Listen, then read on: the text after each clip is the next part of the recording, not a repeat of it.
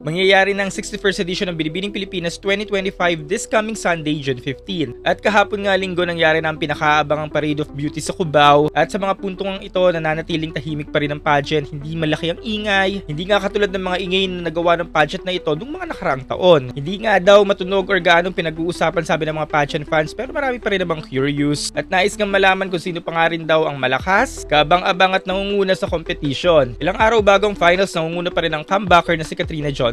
Siyang first runner-up ng 2023 at karamihan ng mga pageant fans nais na sa kanya na nga lang ibigay ang top crown. At kagaya nga ng mga naunang 2 taon ng mga top performers na mga kinokoronahan sa Binibining Pilipinas, at yung number 1 performer na nakakakuha ng top crown, hindi naman malayo ng Angelica Lopez at Mirna Esguerra ngayong taon ay si Katrina Johnson. Marami namang mga contenders at mga fresh faces ngayong taon. Ngunit hanggang sa kasalukuyan, 2 corona pa rin ang pinag-aagawan sa Cubao. At kung tayo nga mga pageant fans ay magbabasa sa sinasabing prototype, madidistinguish nga natin at makaklasify kung sino nga ang pwedeng mga kumorona. At sa edisyong ito nga wala tayong pag-aawayan dahil tumama ang hulma ni Katrina Johnson. However, kung mate-technical, pwedeng hindi siya mag-top crown. 27 years old na nga siya ngayon at kung siyang ipadadala next year sa Miss International, halos nga nasa borderline na siya ng maximum age requirement ng pageant na ito. Sinasabi nga sa 28 nga or 29, alam natin sa Miss International pageant hindi sila nagko-corona ng mga sagad-sagad na sa edad. Pero kung sa deliberation nga hindi naman ito i-consider ng organization, kaya pa rin makuha ni Katrina ang top crown. Ngunit kung hindi nga siya, sino ang susunod na top performer? Hindi nagpapahuli ang first runner-up ng Miss Charm na si Annabelle McDonald. Naplakado din at magaan ang aura every activities. At kung edad nga ang concern, pasok siya dahil nasa 26 or 27 pa rin siya by next year. Maganda ang height, maganda ang mukha, best speaker, at very malambot nga rin ang features. Pero kung hindi nga si Annabelle McDonald, sino na nga ang pwedeng humalili sa kanya? Running pa nga rin sa spot si Dalia Varde. Panlaban niya talaga ang mukhang yan dahil sa pageantry minsan lang lumabas ang gantong mukha. At recently lang umingay lalo ang pangalan niya dahil sa recent photo na ito. Na mukhang ito magpapataob sa lahat. Kung following naman ang pag-uusapan, meron siyang over 300k sa IG. Mas mababa nga kay Annabelle at Katrina na si Katrina may 11k lang at si Annabelle may 30 plus k. Pasok din ang age, however ang weak point ni Dalia ay ang kanyang height. Pero wag mag-alala dahil Miss International naman ang sasalihan niya. Now kung hindi silang tatlo, nananahimik naman ang candidacy ni Beatrice Macleland na siyang nagrepresenta na nga ng Pilipinas 2